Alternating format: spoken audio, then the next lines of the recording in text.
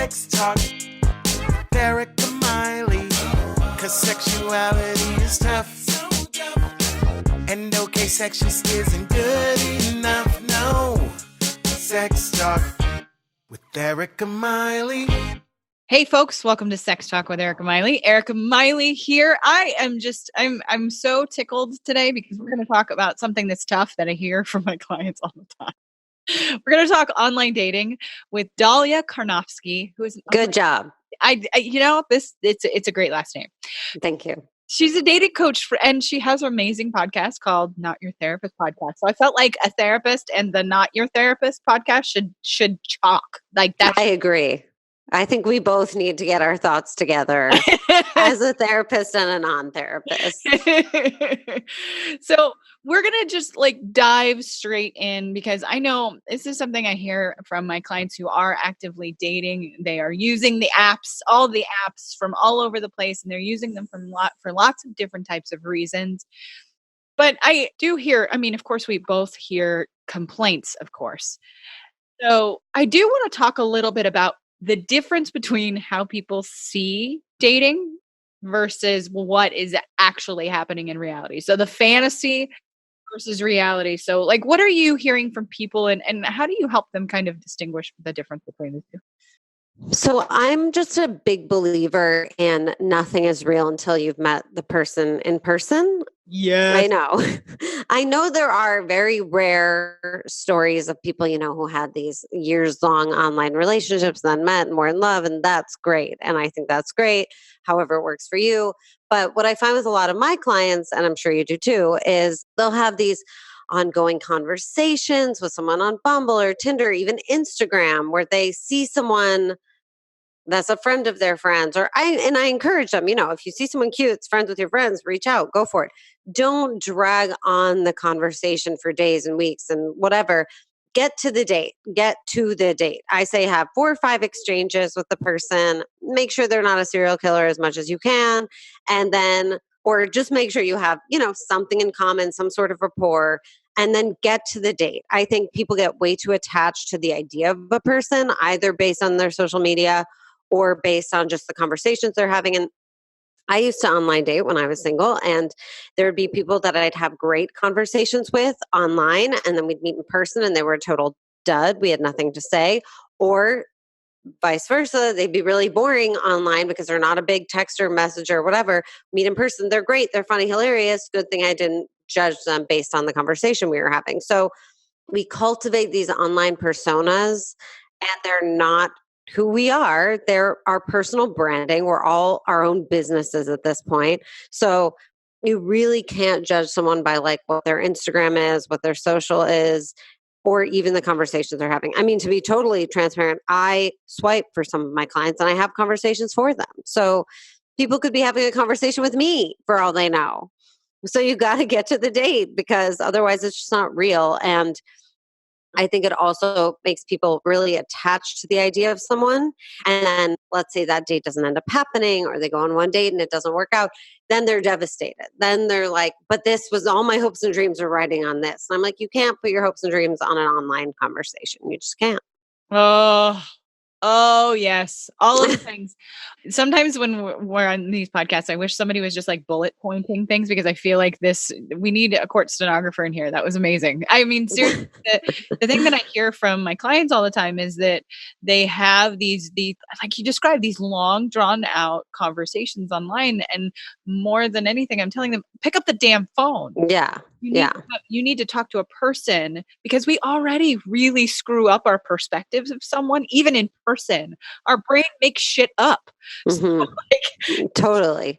So imagine how judgmental we are sitting on our couch. I tell a lot of my clients, if it starts to go on and they're trying to have these more in-depth conversations with you, just say, I'm not a big texter. I'm not on these apps a lot. What do you say we get a drink and continue this conversation there? Just get to the point. You don't have to worry about who does it. Someone has to do it. Get there. Also, I've been finding this a lot lately that my clients will start to date someone. They'll go on a couple dates or one date or whatever, or maybe they haven't even gone on a date yet.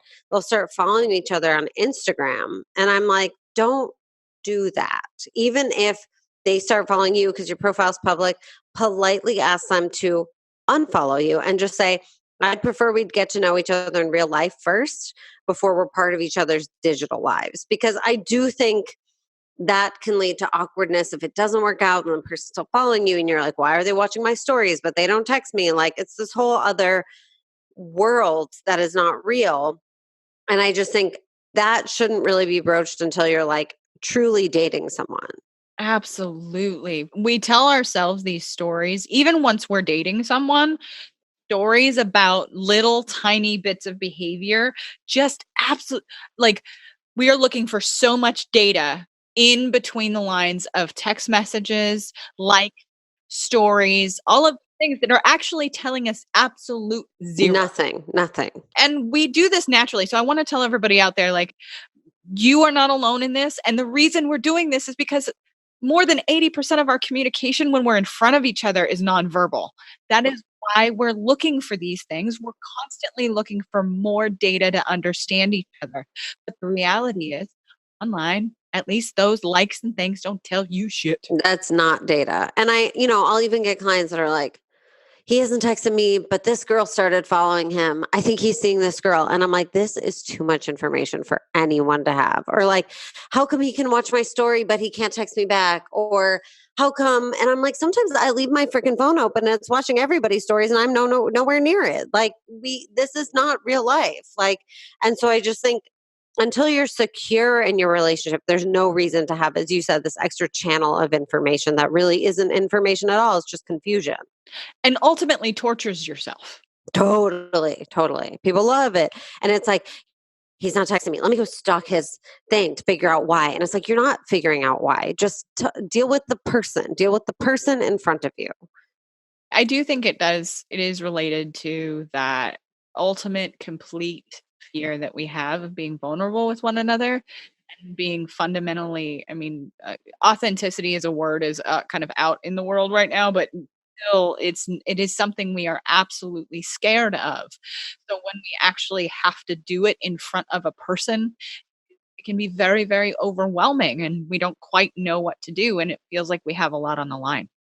Totally. And I think that's why, like, a good way to even start doing that is, I think the conversation about if someone like follows you on your social and you've been on one date or two dates or no dates, to start with your vulnerability of, hey, would you mind not following me? Because I would rather we get to know each other for real. For like, that in itself is an ask, and an ask is vulnerable, but it immediately sets the tone of like, I'm going to be honest about what I need and I'm going to communicate about it. And that puts the other person at ease. Because they're like, wow, if she wants something or he wants something, they're going to tell me. So I don't need to worry that they're not telling me. And I think it's just like a great way to start off. So, the more you can be honest and upfront and make requests like that based on your own comfort levels, I think you're setting yourself up for success. I hope you all are getting the pads of paper out and taking some notes, because Dalia's dropping some gold for y'all. I try. Ready. Be ready. You're not even ready. What do you think is some of the most common errors from folks when they're out here on these apps? What are the things they're doing wrong? Well, I think a big part of it, like we said, is having these long drawn out conversations without just getting to the date and trying to figure out a lot about a person before getting on a date. Like, are they ready for a relationship? I don't know, because they're one of their pictures, their bed is unmade, so they might not be ready. And I'm like, dude, first of all, dudes don't know how to take pictures. They don't know how to curate a profile. They are not professionals at this. And here's the reality. Yeah, we are all listening to the murder podcasts and playing detective in our head, but we need to not do that in our dating life. Right. Exactly. We need to be assuming the best, obviously doing it in a safe, smart way. But I think, women are very good, generally speaking, gender wise, women are good at curating their profiles, but then men are like, they don't actually look like their picture. Men are terrible at curating their profiles. So a lot of very respectable, great men go unnoticed because they had a picture of an unmade bed. So all of the decisions need to stop being made based off of a few sentences and a few photos. Like, it's not real. So I encourage people a lot to swipe as if they've had 3 shots of tequila. Woo! Wee! Yes. Because I'm like, if you had 3 shots of tequila at a bar, would you not talk to every single person there and probably make out with them? You would. Right? Well, and how do we, before online dating, we had so much less information. Right. So And that much was better because how often do people end up together who are perfect on paper? Almost never. People end up together based on chemistry, timing, alchemy. We don't know. Location, being in the right place at the right time.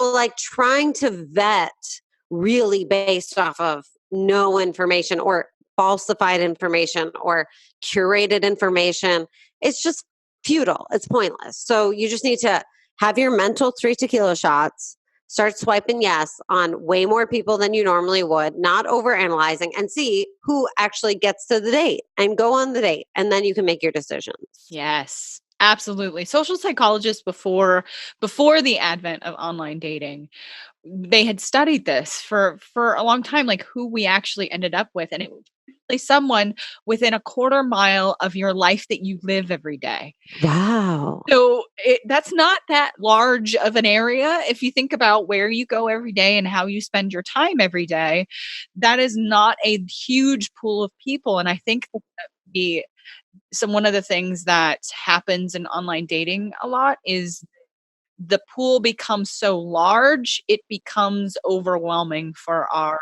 brain that just has not evolved that much as we think it has.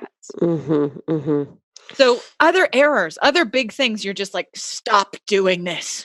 Well, I think that everyone at this point is kind of coming from a very negative place and coming from a like expecting to be disappointed, ghosted, hurt.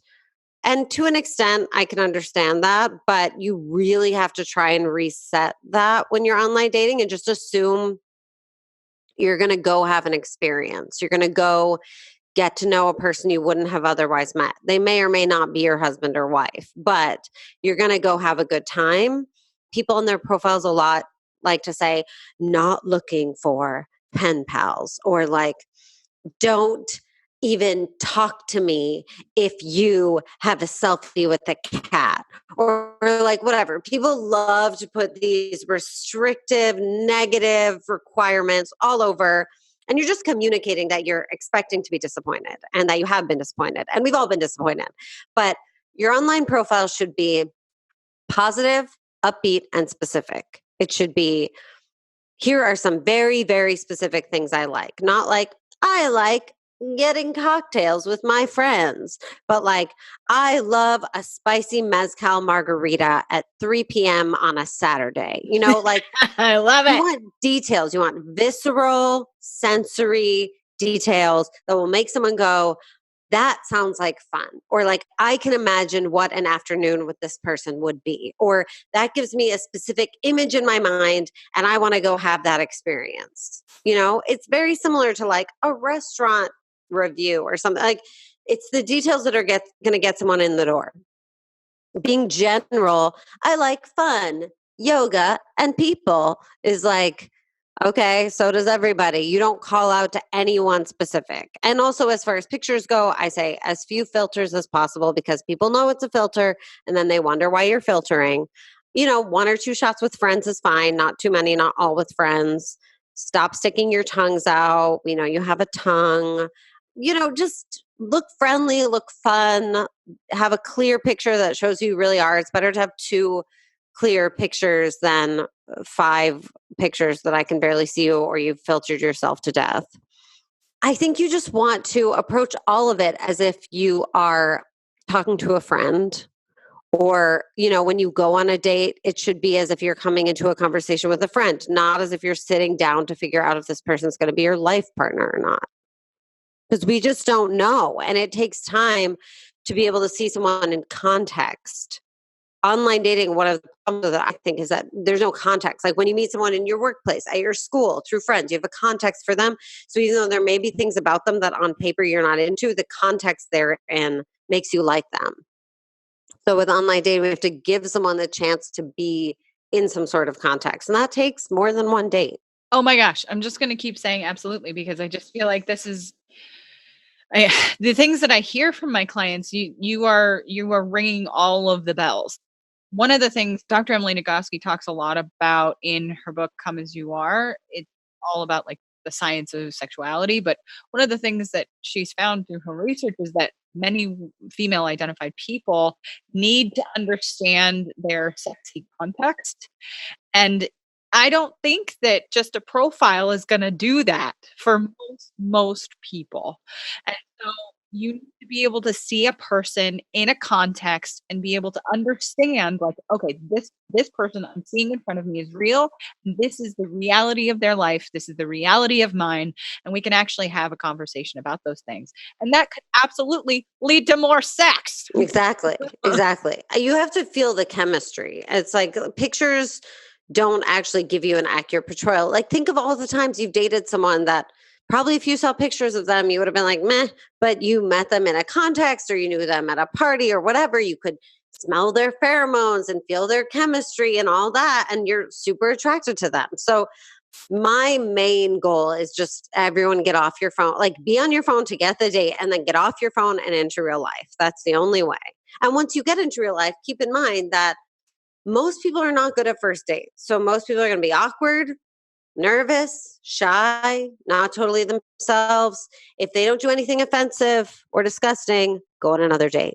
Give them time to relax and be themselves and see them in different situations. Do something by the second or third date that is not just sitting and drinking and looking at each other. And really see who this person is and allow yourself time to build attraction in the same way that you would if you worked with someone or met someone some other way that was not on an app.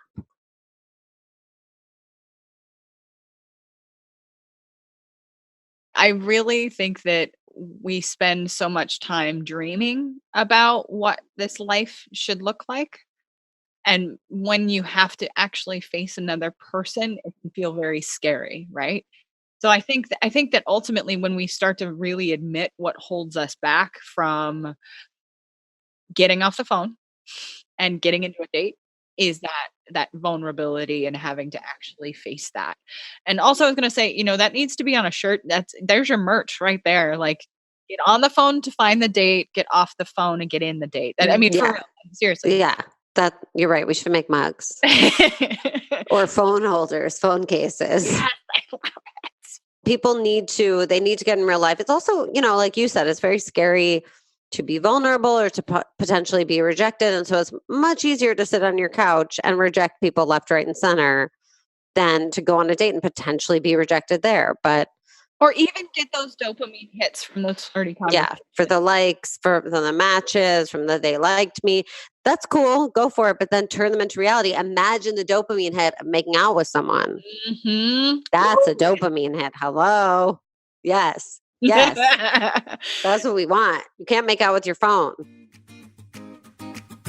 Quick break from the action, folks. Action. I just want to tell you about my Patreon. Every week, I bring you guests and seriously, lots of sex nerdery. Help me keep doing that by becoming a supporter. What do you get in return? Cool perks. For real. I am going to be doing shout outs, stickers, a bunch of stuff. So check it out at ericamiley.com/Patreon. That's ERIKAMILEY.com/Patreon. I hope to see you and see more of you by becoming a Patreon. Thanks, guys. When it comes to probably the biggest complaint that I hear from people, and I promise you folks, by the end of this episode, we will have talked about the good stuff. But I hear people from my folks, they're exhausted by it. They're tired. They don't want to do it. They want to flip the table over, and they just keep saying, Erica, I'm so damn tired. I want to delete all the apps. So you got any like words of wisdom to like keep them on the apps and keep them trying? So that's basically my main goal as a coach. Is I call myself a tough love cheerleader, but my goal is to keep people in the game, because if you're not in the game, you can't win the game. So I think of it almost as if I actually had a personal trainer on my podcast last week. And we talked about how it's a very similar thing, what he does and what I do, which is people don't expect to have a good body if they aren't going to the gym. However, you also can't go to the gym 2 hours a day, 5 days a week for 2 weeks and then stop completely and then go back. It's all about lifestyle change and sustainability and doing it in a way that works for you. So with my clients, if I can tell they're getting burnt out or tired, I'll say, why don't you take a full weekend break just for the weekend? Don't delete the apps. Don't go on them. No swiping, no going for the dopamine hit. Because it's also the fact that it's this kind of idle, mindless checking it just like you check Facebook or Instagram. It's like, I think it should be intentional. I think you should give yourself a time limit and you should stick to it. And you should give yourself I'm going to do 3 days a week, half an hour. Are you hearing this, folks? She just gave you gold. Get the paper out again and write it down. Why did you put it away? We're still going. But figuring out kind of a schedule for yourself where you're like, I can't go past it. So I'm not going to fall down a deep, dark rabbit hole, but I'm also not allowed to delete everything. Because I think that is exhausting when you're like, okay, I'm ready to date. I'm going to install 3 apps. I'm going to go hard on all. I'm going to have 14 dates. Oh God, now I'm burnt out. I hate this. I hate this. Delete everything. Goodbye. Yes, it's like pulling a muscle when you go to the squat rack for exactly. Been away from Thank you. Yes. You just got to be doing your squats every day, consistently, regularly. I'm going to do half an hour. Or if this works better for you, I'm going to get 1 online date a week. Just going to get 1 date a week. Once I've gotten my date for the week, I'm allowed to not be on the apps.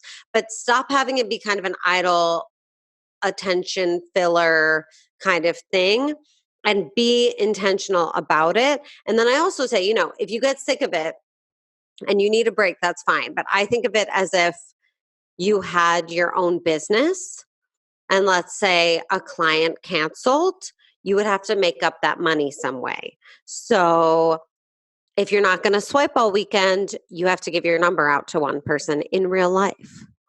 Or if you're not going to swipe all weekend, you have to go out with friends, take new pictures for your profile, and tell all your friends to set you up with their friends. You have to figure out how to make your money back. Same thing goes, I say, because this happens, you have a date planned and the person flakes or ghosts or disappears or whatever, you're not going on the date anymore, make the money back some way. Okay, I'm not going on a date. I'm going to swipe for an hour tonight and get another date. Or I'm not going on the date. I'm going to take myself out for a date and give my number to someone at the bar. Whatever it is, make up for it. Yes. Y'all, this is free right here. I'm just saying, she charges for this. Just I do. Get it together. And yeah. The point is staying in it and not allowing yourself to give up. If you were looking for a new job, you wouldn't give up because you got tired. You would need a new job. If you were trying to get a better body, hopefully you're not going to stop going to the gym because you get tired. So it's the same frame of mind. You just have to figure out a sustainable way for you. And if you feel like you're getting burnt out, take some recharge time, but don't completely, delete everything and swear off dating for the next month. Stick with it. yes. And so essentially eat your dating vegetables. Yes. Eat your vegetables and they'll eventually turn into dessert. That's right. Again, mugs. We're just going to print them. Okay. I promised y'all we'd get to the good stuff. So Good stuff. You got some online dating success stories for us. Well, I recently heard a statistic from a couple years ago, so I can only assume it's better now, that 1/3 of marriages that happened 2 years ago or something came from online dating. So it does work. Definitely does work. I mean, I have a lot of friends who have gotten into relationships from online dating. So that's just yes is the answer. It does work. It is the way of now. You do have to stick with it. My own relationship did not come from online dating, but when I was online dating, I was going on 6 dates a week. I was enjoying the crap out of it because I was just like, this is the me show. Let me just put on my outfit and go meet someone new who's going to love me. You just have to go in for entertainment, for fun, to meet a new person, to get a makeout. You have to think of it not as a means to an end, but as a process. I tell my clients sometimes, imagine you have to go on 1,000 dates before you're going to meet your person. So just think of each date as a step closer, and that's all they are. They're one of your 1,000. That's great. And maybe it'll happen, maybe it won't, but you have to find a way to enjoy it. So I think making it fun for yourself, making it a game is a good idea. But there's just a ton of success stories. Like there's no question about it. It's the main way that people meet now. I did meet my boyfriend through a blind date, which could be even scarier than online because we didn't even look at pictures of each other. We didn't do any Google stalking, nothing. It was just because I was out there and I was telling anyone who would listen, like, I'm dating and I'm having a great time. Set me up with anyone you want. I wasn't like, I'm dating and I'm miserable and I hate it. Please save me from this horrible nightmare scape. I was like, set me up with your friends. I want to go on a fun date. I want to get a makeout. And they'd be like, well, I don't know. I don't know if you're going to like them. And I'm like, don't worry about if I'm going to like them. Just send me. Like, I'm just going to go have an experience. And that makes people want to do it. To more people to make the pool actually bigger, not imagining that it's bigger. Yes. And I mean, I have many clients who have met successfully and found people to connect with, even if it was a short period of time. They fundamentally enjoy the experience, one, but two, also expose themselves to people that they would have never ever been exposed to otherwise. And that if we were going by that old science, in that quarter mile of your life, you may not have met some of the people that you might meet online. So that does become a option and making things a little bit more, at least, novel and more. Yeah, it's fun. You're going to meet someone different that you meet someone who's like, I'm a marine biologist. And then you can be like, wow, I'm going to spend an evening finding out about marine biology. What's that like? Sure, I might not marry this person, but whatever. I'm going to talk about marine biology and then I'm going to make him make out with me. It's going to be great. That's great. It's great. It's fun. I do have a friend who met her boyfriend through Bumble, and she used to have a rule. She was on there for maybe 2 years, and she had a rule that before she would agree to a date with someone, she would have a 10-minute FaceTime. And I think she's just a very efficient person. And so she was like, I don't have 2 hours to waste to show up at the bar and already know I'm not interested. Now, to that, I say, you should never decide you're not interested within the first 5 minutes, but sometimes we do know. So if it helps you, she would do FaceTime. Sometimes she would do phone. She preferred FaceTime because she could really see what they really look like, get a feel for their body language and their chemistry. She did meet her boyfriend that way. He agreed to the FaceTime. And then, it just allowed her to make time for more people and to not feel like she was burning herself out and using all her energy to go on these dates. So if you're someone who's feeling burnt out, I think that is another good way to go, of either a phone call or a FaceTime. Just see if we have chemistry, see if we hit it off. I coached a woman who had a phone call with a guy, got really bored, was not a good conversation, still for some reason agreed to the date. And I was like, you don't have to go. If that's going to burn you out and make you tired, you already had the conversation. Just tell him no. So she did. And he was like, I felt the same way. Thanks so much for saying that. Great. Yeah. That's something that I think I want to express to everyone. And I know this is the crossover between the not your therapist and the therapist. Is okay to say no. It's okay to be clear. And people are not psychic, and they would rather you be that. They would rather you be honest and say, hey, I'm not feeling this. Thank you for the time. I appreciated meeting you in person. But it's also okay to say, I'm not interested anymore, rather than ghosting. Oh my gosh. Yes. I feel like I'm on a one-woman crusade against ghosting, of just like, we need to be grown-ups and know that it's okay to be honest. Someone would so much rather get the closure and just tell them how you feel than to be like, well, they disappeared. I don't know. It makes you feel like nothing, like you're worth nothing. So I think that's important. I think when you're on a date, if there's something the person can do to make you more comfortable or make you happy or make you feel better, whatever it is, speak up about that too. Like, I had a client who was like, he kept making this weird extended eye contact and it made me feel weird. And I was like, did you tell him? She was like, what? And I was like, you could just say like, hey, I noticed you make really strong eye contact. Like, is that a choice, or what is that? That's unusual. Like, you can call out what you're feeling and be honest and clear and straightforward. And the person can either handle it or they can't, but at least you're not sitting there, sitting on your hands and being miserable. I want dates to be fun. So whatever it takes. Oh, you're just a joy. How do people find you in the world? Well, I have a podcast called Not Your Therapist, and our Instagram is Thank you. I'm very not a professional therapist like you are, but I do have some thoughts. And people can find it Not Your Therapist podcast on Instagram. If people would like to work with me or just send me questions for the podcast, because I do anonymously answer listener questions, that would be Not Your Therapist podcast at gmail.com, or you can DM us on Instagram, Not Your Therapist podcast. I have a website. It's my full name.com. My name is hard to spell. So I say Not Your Therapist podcast at gmail.com is the way to go if you want to contact me and talk. That's awesome. And thank you so much for being here. All of that will be in the show notes, folks. Stay tuned to Instagram. That is how we found each other. Because guess what? Instagram is great for connecting people. Great for connecting people. Especially as podcasters like that. But look, even we actually took the time to meet in person as much as we could. You know what I mean? We are looking at each other face to face. That's right. This is how I've made so many new friends. Face to face through video chat, interviewing amazing people. Y'all find her on Instagram. Thank you for being with us today. Thank you so much for having me. And folks, thanks for sticking around to the end. We will see you next time. Thank you. Thanks for listening, folks. Please rate and review on iTunes. It helps this podcast get found.